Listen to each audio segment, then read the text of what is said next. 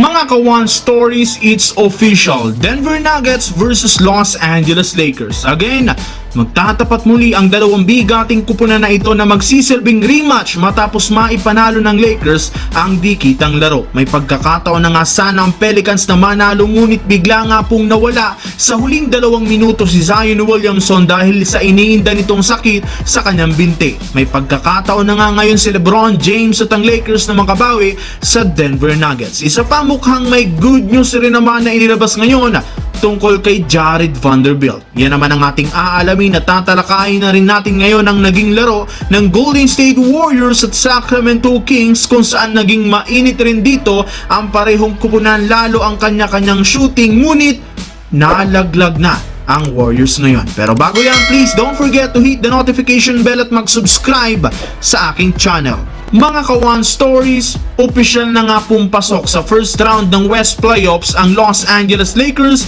at may pagkakataon ng makatapat at makabawi sa defending champions na Denver Nuggets. Pero bago nga nila yan makuha, bumanat muna si Coach Darvin Ham tungkol sa kumalat na balita kahapong magpapatalo nga daw sila para maiwasan ang Denver Nuggets. Agad rin naman niya itong sinagot ng walang katotohanan ng balitang yan. Dagdag pa niya, ang pagkapanalo nga po nila ngayon ay dala na rin naman ng kagustuhan ng kanyang mga players na makapasok agad sa playoffs kahit man makatapat nila ang Denver Nuggets. Total team effort literal dito ang nagpapanalo sa kanila matapos ang napakagandang adjustment ng Lakers sa first half na kahit man nahabol sila, nagawa pa rin naman nilang ma-execute ng maayos ang game plan. And this time, tatapatan muli nila ang Nuggets na naghihintay na sa kanila. Ito na nga ang pagkakataon ni LeBron James na makabawi at mabawi ang kanyang imahe sa mga haters at fans na hindi nga daw nila kaya ang Nuggets. Dagdag motibasyon na rin naman ito para kay LeBron at kay Anthony Davis, lalo sa buong Lakers, dahil kung pagbabasihan natin ngayon ang lineup ng Lakers sa pagdagdag ng ilang mga role players, masasabi natin kayang-kaya na nitong depensahan ng ilalim with Anthony Davis, LeBron James, Rui Hachimura habang sa frontcourt, habang sa backcourt, Gabe Vincent, Taurean Prince at Spencer Dinwiddie.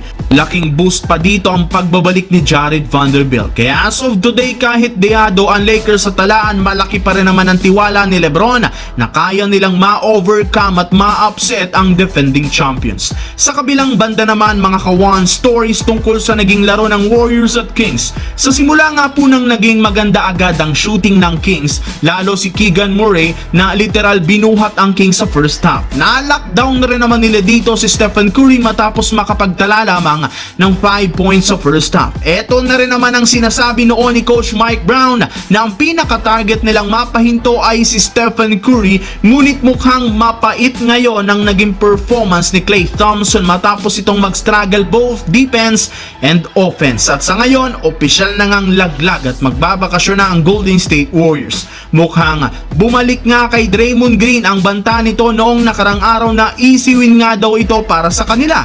Dagdag pa dyan, kung inyo ngang matatandaan, nagpahayag nga ito sa kanyang podcast na walang pinagbago ang Kings sa lineup at nawalan pa sila ng 2 mahalagang player. Pero bumaliktad ang nangyari at nilaglag siya ni De'Aaron Fox.